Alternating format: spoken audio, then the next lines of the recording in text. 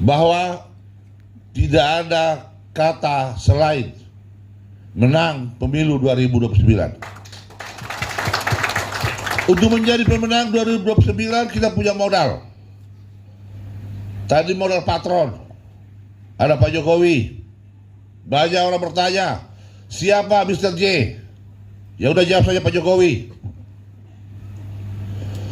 Terus kedua, kita punya ketua umum yang anak muda.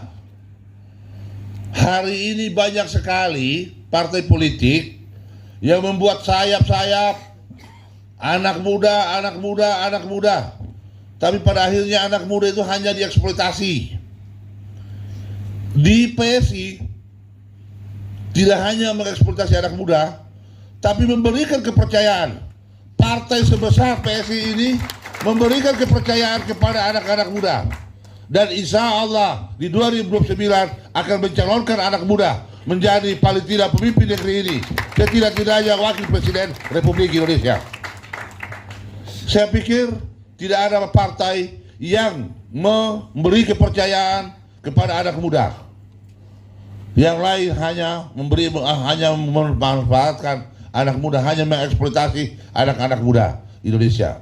Untuk itu kepada generasi muda Indonesia saya meminta untuk mari kita sama-sama berkumpul di partai ini, karena di sini adalah rumah kaum para pejuang-pejuang politik insya Allah. Nah, ada beberapa hal yang ingin saya sampaikan yang mungkin akan menjadi catatan buat kader-kader PSI ke depan, bahwa kita sadar betul di dalam politik itu yang paling pertama adalah bagaimana kita memahami, bagaimana kita mengetahui apa keinginan masyarakat. Yang waktu kemarin konseling saya sudah sampaikan bahwa kader-kader PSI harus mampu membaca, harus mampu mengetahui persepsi publik terhadap, bukan hanya terhadap PSI, terhadap dunia politik. Untuk itu, kepada semua kader PSI, sepulang dari tempat ini, kalian semua harus kembali melebur di tengah-tengah masyarakat untuk mendengarkan apa sih yang menjadi kehendak masyarakat. Dari kehendak masyarakat itu kemudian dirumuskan menjadi kerja politik bagi PSI. Sehingga kemudian apa yang dikerjakan oleh kader-kader PSI, apa yang dirumuskan oleh kader-kader PSI dalam bentuk kerja politiknya, itu harus menjadi sejalan dengan keinginan masyarakat.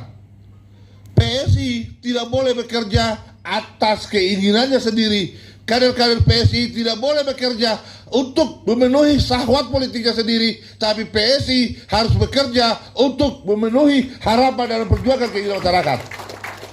Karena sejatinya kita hadir untuk berjuang untuk kepentingan masyarakat. Dan kedepannya ini menjadi highlight untuk teman-teman media. Saya ingin menggarisbawahi bahwa Partai Solidaritas Indonesia ini hadir untuk kepentingan masyarakat. Partai Solidaritas Indonesia ini hadir untuk kepentingan rakyat. Kami berjuang untuk memperjuangkan aspirasi. Kami berjuang untuk memproduksi para pemimpin di negeri ini. Dan kami tidak pernah berpikir untuk memiliki para pemimpin itu, karena kami ingin melahirkan pemimpin untuk rakyat.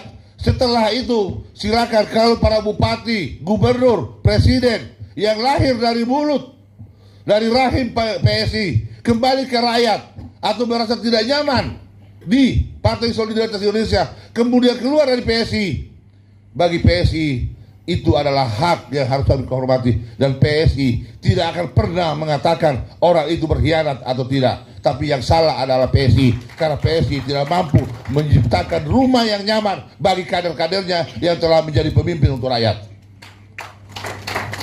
Karena sejatinya PSI ini didesain untuk menjadi rumah bagi rakyat, didesain untuk rumah untuk melahirkan pemimpin bagi rakyat.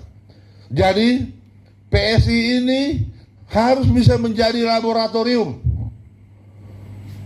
untuk melahirkan pemimpin-pemimpin untuk rakyat, tapi tidak untuk memiliki pemimpin-pemimpin atau rakyat yang lahir dari sini. Tidak perlu disertifikasi oleh PSI, tidak perlu merasa dimiliki, sehingga kemudian PSI tidak perlu cengeng, tidak perlu selalu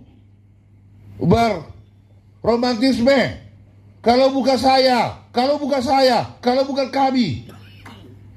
Semua yang jadi di muka bumi ini, yang mau jadi gubernur, mau yang jadi bupati, yang jadi presiden, anggota DPR, semua karena takdirnya, bukan karena partai politik. Itu adalah takdir yang Allah Subhanahu wa Ta'ala.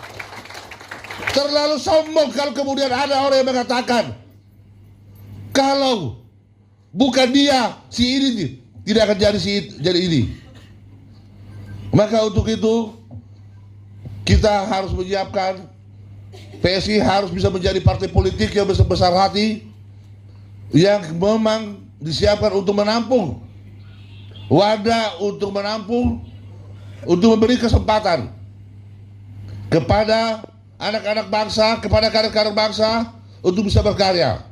Kenapa PSI menjadikan Pak Jokowi sebagai patron? Pak Jokowi adalah contoh hidup. Dia berasal dari rakyat biasa, tukang kayu yang ada di Solo, keluarga tukang kayu, terus kemudian dia dicintai oleh masyarakat, dia berperilaku baik di tengah-tengah masyarakat, dan kemudian didorong. Dia bukan keluarga darah biru, dia bukan kader partai politik, yang hari-harinya tukang kayu, dia bukan ningrat, tapi oleh masyarakat perilakunya diterima dan kemudian diperhatikan oleh masyarakat, sehingga yang mendorong dia maju untuk menjadi wali kota adalah masyarakat.